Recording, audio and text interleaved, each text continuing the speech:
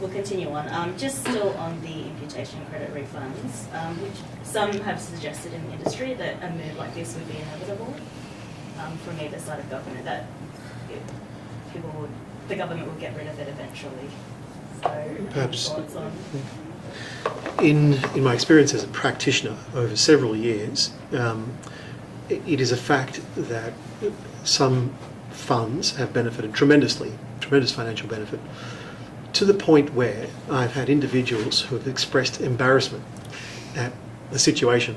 Zero tax on their pensions, significant savings, accumulating income tax-free, and then also receiving significant, hefty refunds. Some have honestly even suggested to me that they'd like to write in a voluntary cheque to the Commissioner of Taxation. Which you won't accept. Yeah. I offered my bank account details, but it was the phrase that was used was it's inevitable that there will be change. It's unsustainable was the phrase that was used. Now, whether it's unsustainable or not, whether or not budget can sustain it, is a matter for Treasury to determine.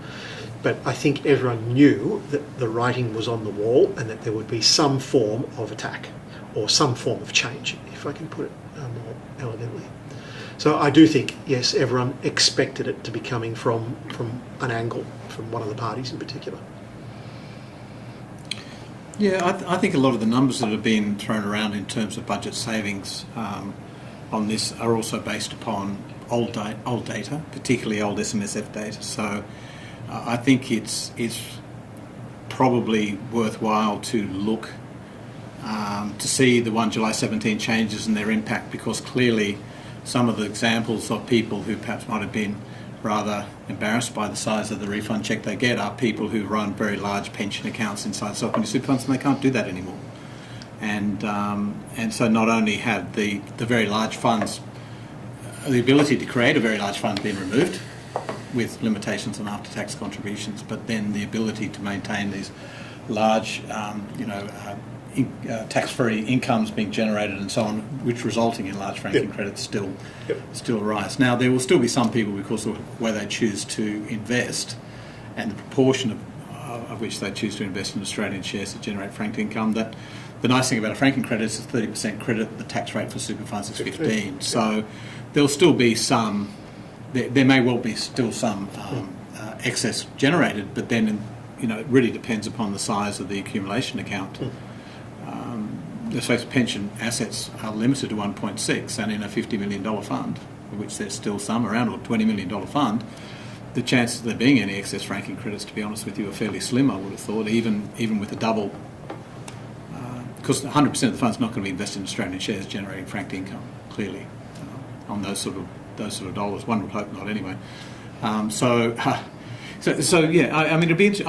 I think rather than dive in, I think the latest changes will be interesting to see in perhaps a couple of years when the full impact of those changes comes through on the tax positions of SMSFs, to then make some sort of more considered view about whether the refund is actually as expensive and as costly as perhaps what it currently appears to be, and that there may be sufficient impact upon the rules that we've got at the moment to really rein that into a far more manageable cost to revenue that's perhaps more acceptable as well. Will this measure sort of force trustees to invest in other asset classes that may be more risky, and then will that potentially damage the robust nature of the sector? I don't think that will. I had a seminar with my clients on Wednesday night, and they're looking at ways in which they can construct the portfolio to sort of even out the effect of their franking credits, but they're certainly not looking at more risk. There's no way that in fact, they've probably got enough risk in it by investing in Australian shares rather than diversifying across an international portfolio. I think that's where the main risks associated with the fund would be. So will it lead to a benefit then, lead to more diversified portfolios? More diverse portfolios, yes, I would hope. I think so, only because they would go for unfranked shares or other investments that don't bring franking credits with them. because the theory there is that they would get a higher rate of return. Whether or not that happens is another question. Yeah. Yes, it'll be interesting to see how the wealth industry, I suppose, responds in a way, because there are a lot of asset classes which SMSFs, being direct investors, find very difficult to invest in. And the difficulty has always been trying to find a vehicle at a retail level, if you like, that will allow trustees of self-managed super funds to invest in a way they're comfortable into bond markets, into even international shares directly. That's still possible, but in some instances expensive, or perhaps they don't quite understand the process. More brokers now offering direct investment into international stock markets at reasonable prices, and that needs to continue on. I think there was some interesting data that came out of the UK that someone mentioned a couple of years ago that sort of said when UK stockbrokers started to offer US listed stocks and European listed stocks for the same brokerage cost as buying UK stocks, suddenly people started buying them. When they were trying to charge 3 times the brokerage, people weren't interested. And so, if we start moving and the industry starts moving to respond to what SMSFs like to do, which is to be a direct investor, perhaps a larger take-up in ETFs, perhaps as a way of getting exposure to indexes other than the Australian share market, but other share indexes around the world and those sort of things. Property trusts have their function, but have inherent problems with them as well from time to time for investors and so on. So it's trying to find ways. Corporate debt, is very difficult for SMSFs to invest in directly, because they just can't stump up enough money to buy directly into it, and to how you retail that, put that into retail-sized chunks for SMSF to invest in sensibly, are the sort of problems that I think the industry as a whole needs to answer, and that in itself, along with the retirement incomes conundrum that people are trying to work on now, is clearly struggling with that whole issue around how do you fund these in a way that's got the right level of risk attached to it as well. So. I think there's a lot of work for the industry to do to actually meet the needs of SMSF trustees, and they've simply responded at this point in time to invest in a way they're comfortable with, and that's different perhaps to what other investors are willing to invest, the way they're prepared to invest their money. Yeah, what we're looking at the moment is efficient structures in what's available around in the marketplace for a whole range of non-traditional types of securities. Yep. And we're also looking at sort of a more modern way of investing, and what I mean by that is looking at new products like AI and all those sorts of things. While it might sound pretty attractive, looking at the long-term aspect of that and how that would develop.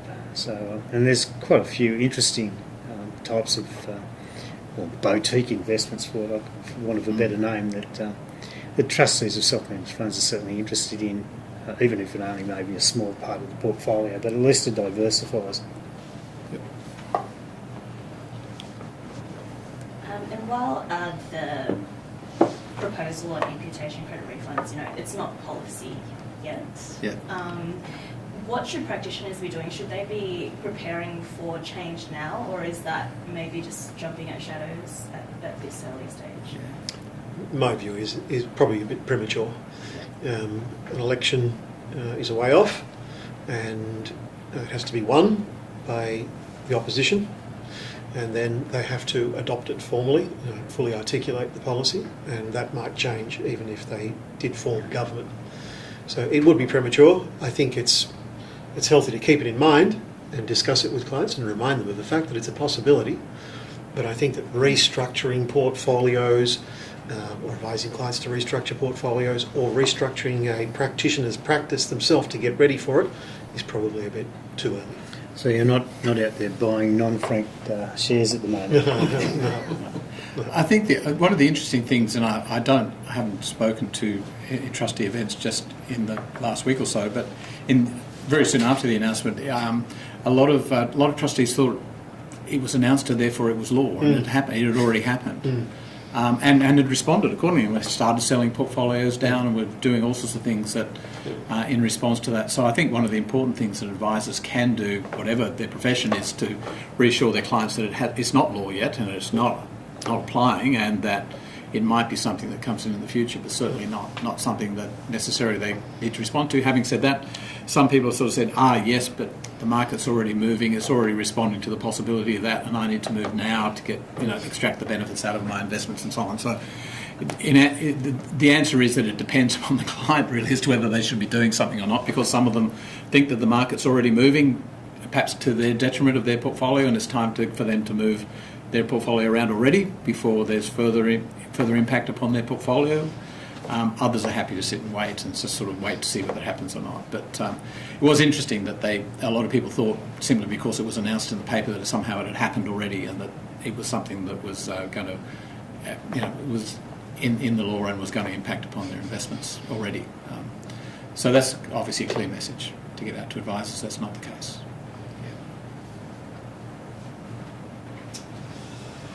Now, just moving away from the budget, one of the topics which has been obviously causing quite a bit of angst in the financial services sector, not just the SMSF sector, has been the formulation of education requirements by FASEA. Could I ask you all in general, what have we thought of the process so far and where it sits, and what we might expect from it?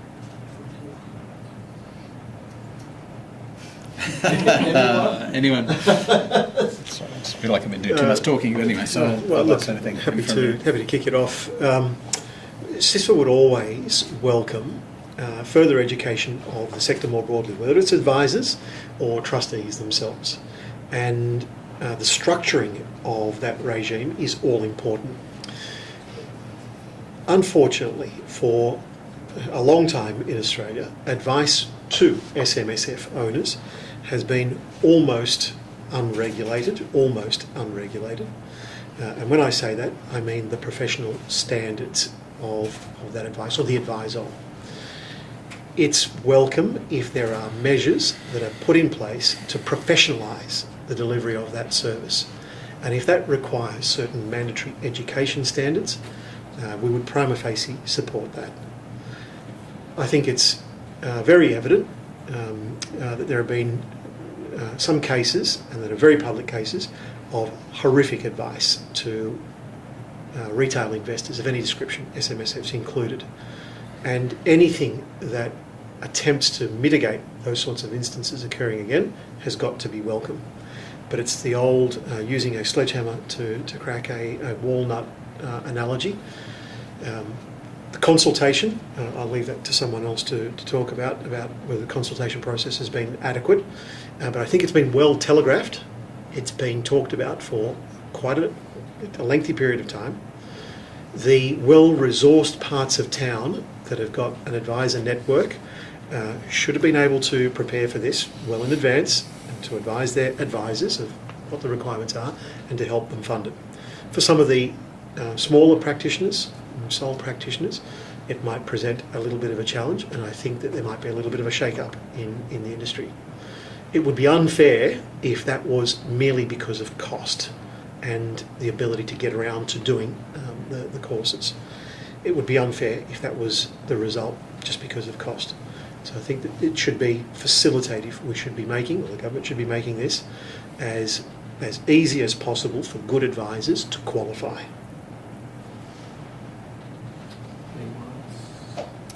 I sort of am limited in what we can say at the moment. I was involved in the consultation process last week, and as you probably know, FASEA did go around and had a number of lengthy 3-hour presentations to a wide range of stakeholders in this process, and there are many of them. I feel very sorry for Mark Brimble and the number of times he had to repeat the same presentation. It was quite a few times, not quite double digits, but pretty close. Talking to different people and getting their feedback and so on. So in that sense, the position that FASEA is proposing and asking for submissions on has been well telegraphed, I think. It has moved a couple of times, and obviously that was to some extent perhaps due to the CEO leaving and then a new interim CEO taking over, and we haven't got a final one yet, and that always makes it organisationally difficult to move things ahead. But the timeline's very tight. So at the moment, there's a consultation process, and yesterday was the final date for the submissions on the Code of Ethics, the new Code of Ethics. End of this month is the end date for submissions on the education pathways. There will be some consultation around CPD and the PY year and other things later on in the year. There'll be some draft legislation, as I understand it, towards the end of the year, and then there's a very short period of consultation before they hope that the end piece of legislation gets passed before the 1 January start date. And it is a 1 January 19 start date. So that, if you like, the timeline it's been imposed on FASEA to get this process moving and get it going, and it's a timeline they have to work within. So it's not always great when you have relatively short timeframes, but this initial consultation period has been quite lengthy in the scheme of things, 3 months to have a think about some draft proposals which we'll put out in March and have till the end of June to comment has been quite an extensive period of time to think about that and think about the responses to what's been proposed. Other than that, I mean, we would support as flexible a system as could possibly be the case, particularly around the bridging. I mean, I think there's for new entrants into the industry, in terms of new people in their first or early working years coming into the industry, I think an undergraduate or a master's entry level, whichever is appropriate, is not such a bad idea.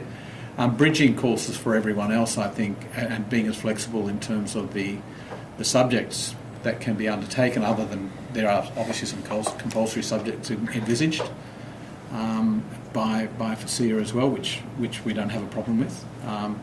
But being as flexible as you possibly can with the balance of any curriculum that someone might do to relate it to their business is to our view, and certainly I think in our submission we'll be supporting that as much as can be the case, given that you also have to acknowledge that we may well be replacing one system with another. So we're not going to have an RG 146 regime or anything like that for people to get base knowledge around financial services, particularly if they're moving in from another industry,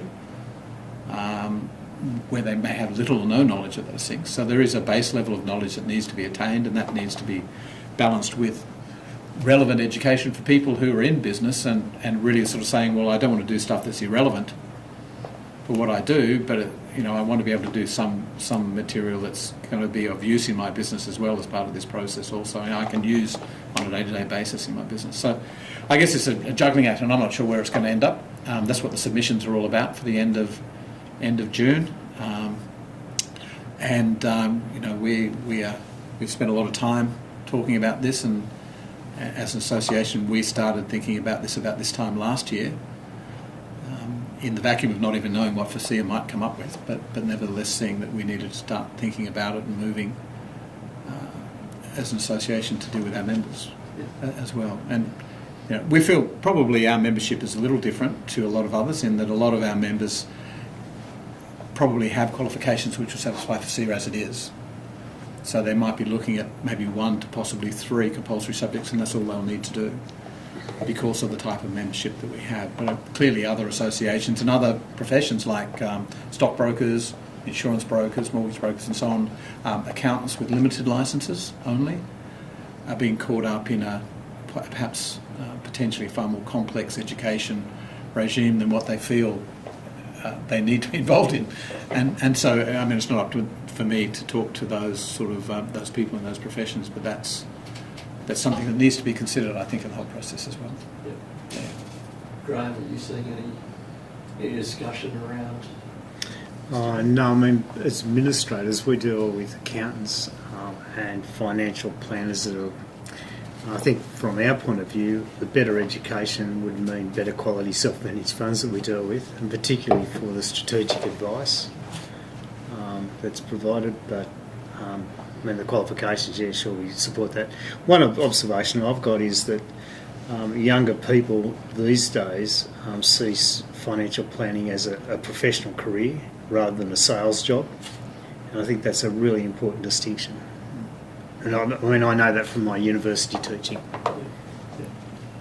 Julie, has anybody been whinging about this or? No, not really. Very similar to what Graham just said. I think anything that increases the standard of when the advice comes from, because trustees rely on the advice ultimately, but they're also liable for what they do. So having something that will increase the the standard in the education that advisors have when they give that advice that will be relied on by the trustees in running their fund I think is really, really important. But it also raised the point of what practical impact that will have on the profession. Will people that are closer to retirement in the older age, will they want to take that step back and go back to school and re-educate themselves, or will that bring them closer to retirement and leave the industry, which will in turn leave the younger entrant without the experience around and somebody to mentor them and bring them into the profession like the older people had? And what impact will that have in the end on trustees, and how will that affect them and the industry in the end? The accountants profession, I think, went through the whole professionalising thing in the 70s, and now they want to advise they have to go through maybe some bridging courses or more study now. So is there some legitimate concern for accountants? Well, I'm a chartered accountant, and I thought financial planning was nothing, right? That's before I even did it. And when I did financial planning, I realised that you take a whole range of, a whole new universe of looking at investments, and you need to understand both sides of it if you're going to talk about financial planning, because it's pretty important. It's quite different to just ordinary accounting. Now, moving on from qualifications, I think time moves on and we become far more sophisticated in the way in which we see these things. We've got more sophisticated products on the market. We need people who understand those.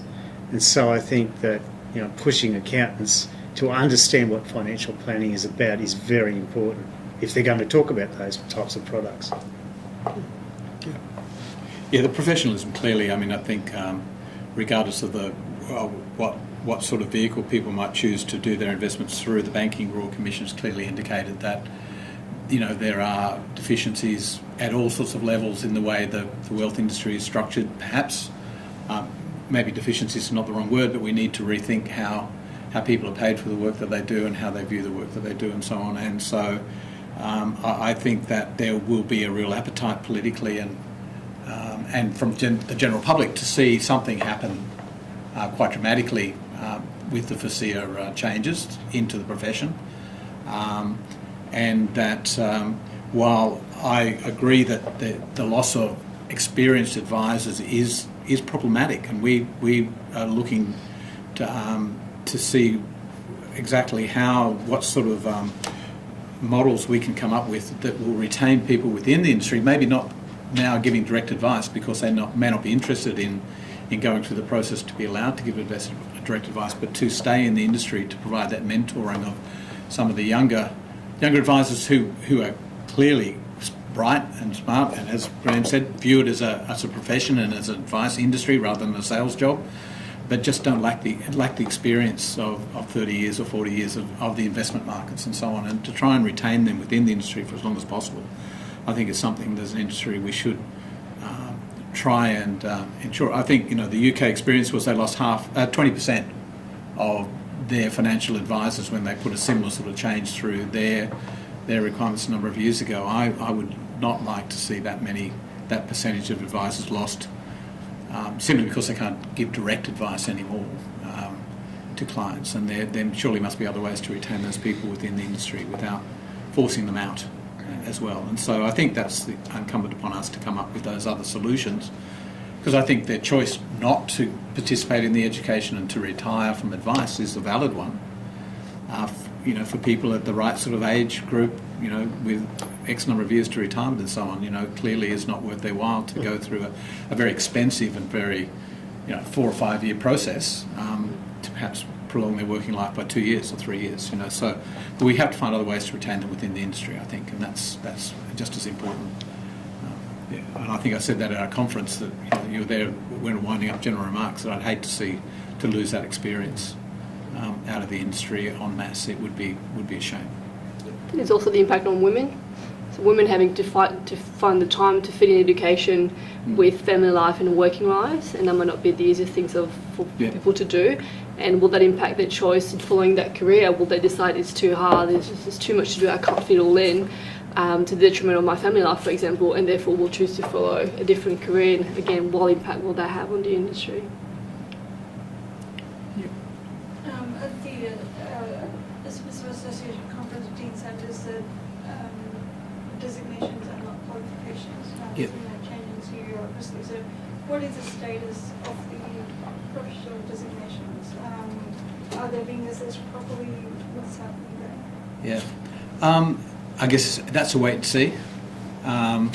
That's something that FASEA has asked for submissions in relation to, as to what various interested groups believe prior CPD activities and/or prior designations, how they should be recognised appropriately going forward. I don't think, or at all. Perhaps some of them won't be recognised at all, and others will. So I can't say anything more than that. I don't really know anything more than that, other than we're being asked to put forward our views on how we think that type of prior education activity might be recognised. Whether that ultimately forms part of what we get or not, I guess, is something we won't know until later on in the year.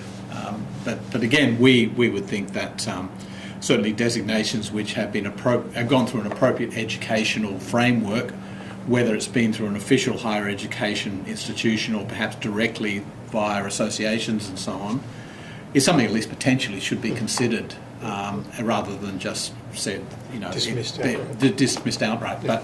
But then again, one can also understand that where they're coming from in terms of a more formalising the higher education experience and qualifications of the industry means that that means a delivery of an education process in a particular way, and we're talking about stuff that doesn't fit that criteria. So one wouldn't expect that it would have a high recognition value, I would think, in the whole of the process. But one must also accept that 30 years worth of CPD should be worth something.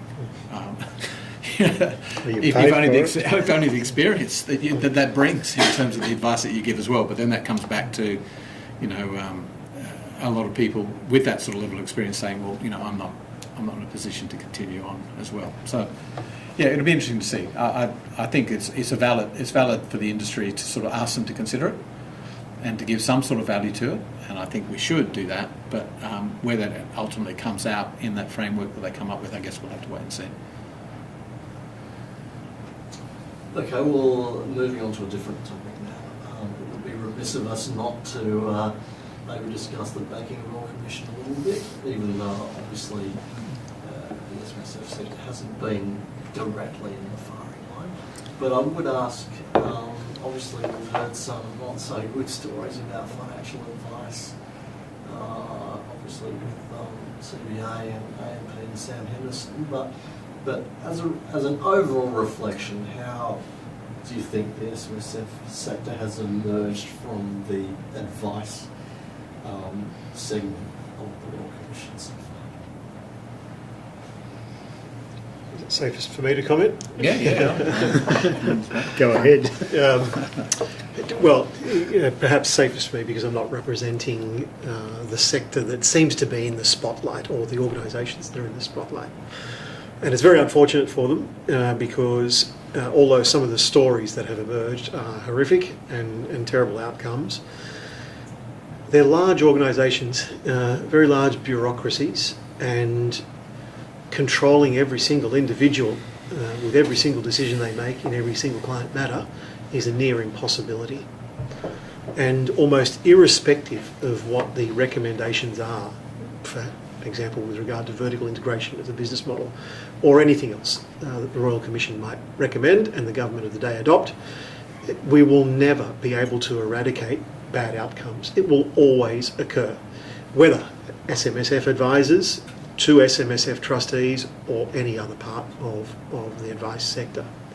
It's very unfortunate, but I think that the sector as a whole should be commended for monumental changes over the past decade or so with regard to a genuine desire for professionalisation, a genuine desire to collaborate with government and amongst the professional associations to raise it to the level where it is seen today as a genuine career.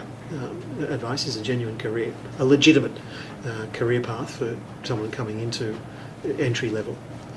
That's a fundamental shift in where Australia was more than 10 years ago. There's more to be done. There's a bit of sensationalism that comes with the Royal Commission, but facts are facts. Those things have actually happened. Shining a light on them hopefully will lead to positive results, but I'm afraid to say we will never, irrespective of how many Royal Commissions we have, ever be able to eradicate the sorts of things that we've seen. Anyone else? SMSF impact? Yeah, well, I suppose some of the examples of poor advice involved SMSFs, but I mean, I don't think that necessarily reflected the fact that it was an SMSF structurally that was the problem. It was the advice given. It happened to be around, investment advice and other activities that were being suggested could be done for a particular client that happened to have an SMSF. So, maybe some of the press has suggested that it was the SMSF was the problem. I don't think that's probably the case. We are not part of the official program and process and of the Royal Commission, and we certainly haven't been asked, and don't expect to be asked to make any sort of submissions there, as I think we've discussed before. But anything that improves advice generally across the board is going to improve advice to SMSF trustees. I think that's the bottom line. And as I said earlier, the Royal Commission and some of the findings, I think, are only going to increase or give the FASEA education, the lift in education requirements, the standards, will support that clearly. And anyone that might have had a doubt about how far they should go and how tough they should be in terms of going forward with people who want to give financial advice, clearly is gone with the findings in the Royal Commission as well, I suspect. I don't think anyone would logically turn around to FASEA and say you're being too tough on financial advisors given what's come to light in the Royal Commission. So maybe that was coincidence in timing, but in that sense they seem to have worked together to produce a result which ultimately is going to make it harder. As I said, you can't legislate against people who to do the wrong thing because they're already doing the wrong thing. And more legislation, which means they're just doing more wrong things, is not going to change their behaviour per se. But certainly to make it more difficult, and not so much more difficult, but a bigger effort to be able to hang out a shingle to say I'm a financial advisor, or I give financial advice, to sort of say actually I have to attain quite a more complex and longer process of education before I can do that, is obviously going to put off people who are there to do the wrong thing and make a quick buck and move on to something else as well, in my view. So our association has always, as you know, we set it up years ago to improve education and advice to SMSF trustees because we felt that it was fairly poor back then. It's certainly moved, and I agree, it's come a long, long way in the 15 years the association has been around, but there is still an element that needs to be improved. And I think a combination of all these things that are going on at the moment is going to have a very positive impact on that advice that trustees and any investor in Australia expects, regardless of who they might work for. Look, just on that positive note, this is slightly unrelated, but yeah. There's certainly a positive note if you're talking about a collaborative effect of several measures coming together. The finding from ASIC, I think it was, regarding unlicensed accountants and the advice or the services they were providing staying within the parameters, which was a green tick. Yeah. Is that an added bonus for the sector to say that, hey, regardless of what's happening out there, this area is actually operating pretty well? Yeah, I think a lot of people were concerned because they were looking at what they could see in the public domain and sort of saying this is not stacking up. And in the end, what ASIC found in the end was you didn't update your website properly, or it was fairly minor stuff. And in fact, they were actually doing the right thing. They just hadn't quite got their paperwork quite right, or their websites quite, they hadn't. Disclosures. Disclosures and so on. So, which is normal when you think of what financial planners have gone through in disclosure over the years. It's taken them a year or two to get it right too in many instances as well. So I think that's pretty pleasing, for ASIC to come back and say the accountants are doing it okay, considering they're shadow shopping in other areas where they're still saying we're not happy with the level of advice that's being provided in many instances, at least from a compliance point of view. They're not commenting on the actual investments, the advice itself, but how it's delivered and so on. So I think that was pleasing, and I'm pleased that ASIC did it for that reason. Clearly, and you're seeing more and more that advisors, both financial planners and accountants, are more reluctant to provide advice when they know they haven't got the right licenses or whatever. We get a number of referrals because we use our tax agent license for various things, and financial planners who don't have that tax license aspect will come, get advice from that, which is a real change in the way things are going.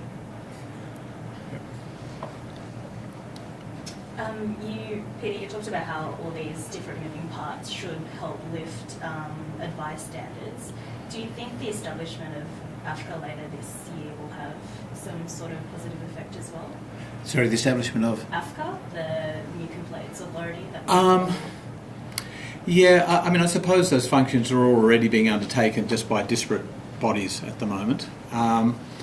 And my concern with those bodies in the past, being someone who's trained as a lawyer, not that I've ever worked as a lawyer, but trained as a lawyer, is the lack of appeal from the process is always a concern as far as I'm concerned. And that will continue on. But putting that aside, I don't see, the people who've been appointed so far at this stage are well experienced and so on, and one would expect that the process will be streamlined. I mean, I guess there are. It makes sense to have one large body with one secretariat providing very similar sorts of services rather than 3 or 4 and the multiplication of costs and so on of doing that. One hopes that the size doesn't impact upon the work of the new organisation and so on, and how that works. And so I guess we'll have to just wait and see how that process goes through, and backlog of complaints and all those sort of things is something clearly that needs to be fixed and moved on, so that people can have things on both sides. Like financial planner doesn't like sitting for 2 years wondering whether they're going to be found to have provided inappropriate advice and fined just as much as the client doesn't want to wait that long for compensation if they're entitled to it either. So both sides of the process, I think, need to the quicker it can be processed and put through and a resolution come to, then I think the better overall. So I'm reasonably optimistic that the streamlining of those processes will hopefully do that. We're just running a little bit over time, but I've only got one sort of area to cover. Just recently, I think this week, the Productivity Commission handed down findings about the superannuation industry, and obviously they made some judgments around SMSFs. Was there anything new there that you guys didn't expect or expected when they made their comments? I like the $1 million threshold. That was a little bit puzzling. And the costs and the way in which they said initially that they used the ATO's statement that it's not possible to compare self-managed funds with the bigger superannuation funds. Yet in the report, guess what they did? They compared the costs. So that was a bit hypocritical to me. There was nothing new in that low-value superannuation funds were high cost, and that the higher the amount you paid for your investment didn't necessarily give you an equivalent increase in the rate of return. And I think the other thing which wasn't a surprise was that net rates of return from self-managed superannuation funds are roughly around about what the big funds are doing. So that confirmed what the ATO was saying some years ago, which I thought was good. But unfortunately, they didn't talk about the risk. The downside risk for self-managed superannuation funds is lower than what it is for the bigger superannuation funds, and I mean that's been shown year after year. Was anybody else shocked? I suppose that comment, particularly on the small funds, is yes. That's obvious that the fewer dollars you have and the set costs, then the more expensive they're going to be proportionally. Our view, though, is that very few SMSFs these days are set up to hold $50,000. They're either on the way up or on the way down, and we would certainly agree that to hold a fund, to set up a fund to invest $50,000 or $100,000, whatever, is clearly inappropriate. If cost is your driving factor, and that's the other if, of course, that the always assumption is that cost is your primary focus, and that's not always the case for SMSF investors either. But putting that aside, our view is, and what we see generally, is either people have run down their fund, and by the time they get to $50,000 in, they probably should wind it up and move what's left if that's all they've got left of their savings, they're probably quite elderly as well, and maybe running a self-managed super fund in your 80s is not such a great thing to be doing Just anyway. stick it in the bank. Yeah, whatever you do with it. Yeah, but on the other side, running it up, there are going to be a lot of course, you're going to be established with small amounts of money, and they might even take some time to roll over.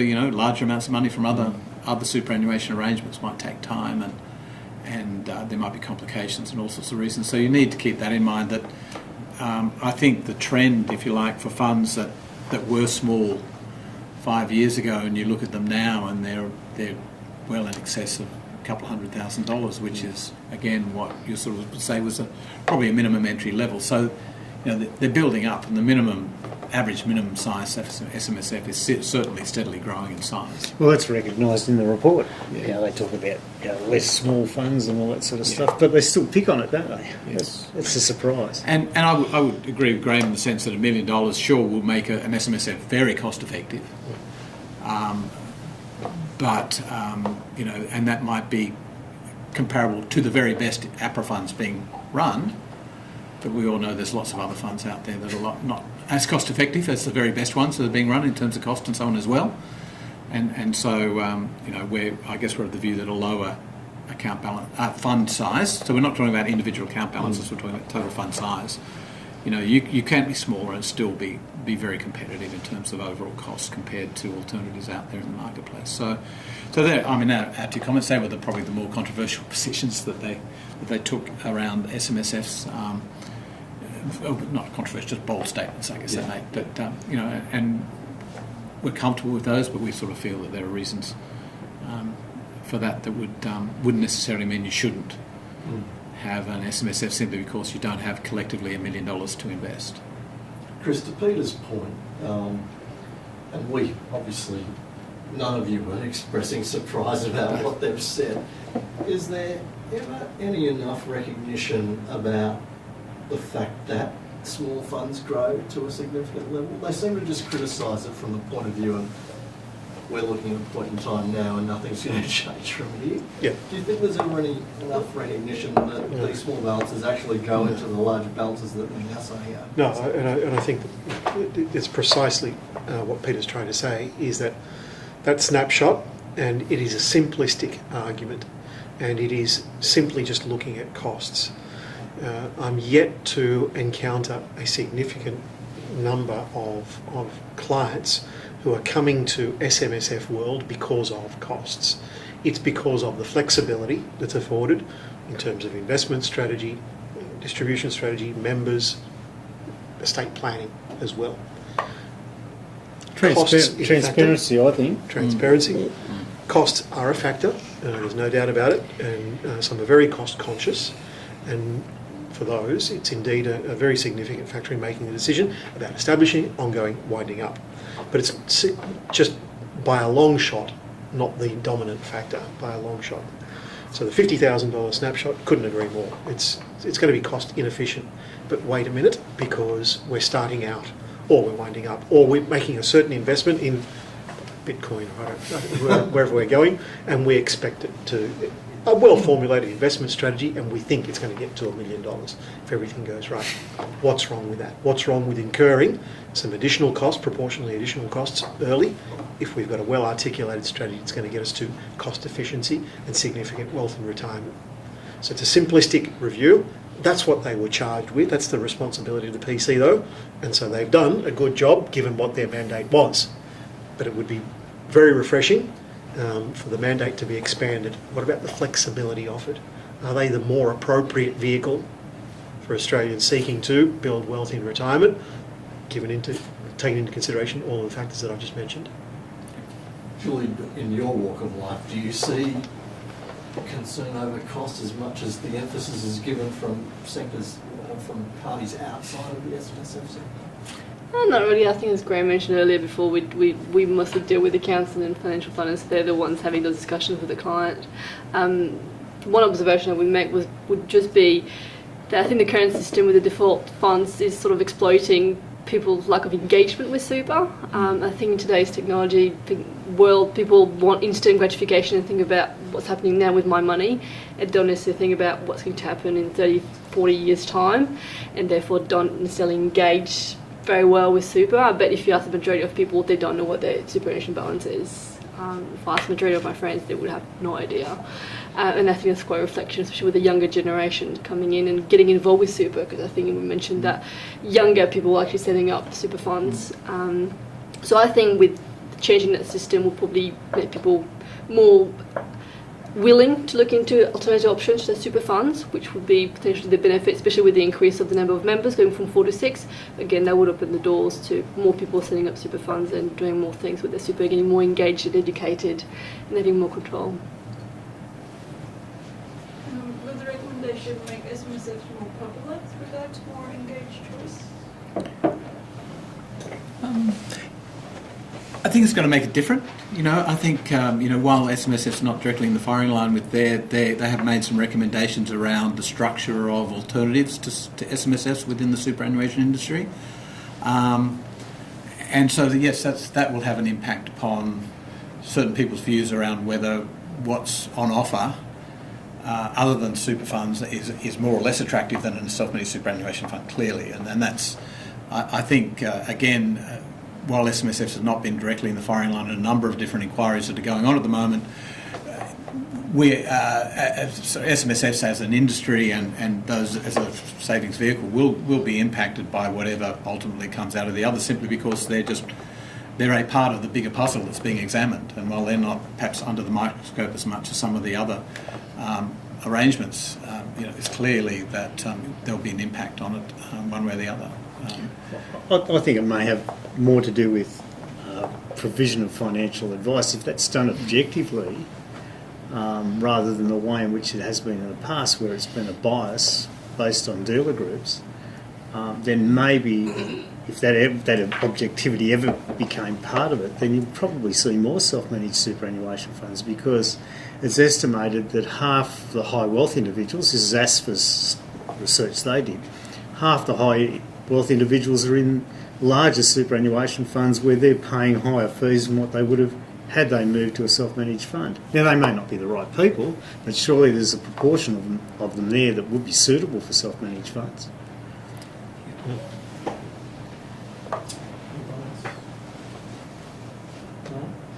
Well, considering that we've run over time a little bit, I think we'll conclude it there. But I just wanted to thank all of you for your time this afternoon. I think that was a really good discussion.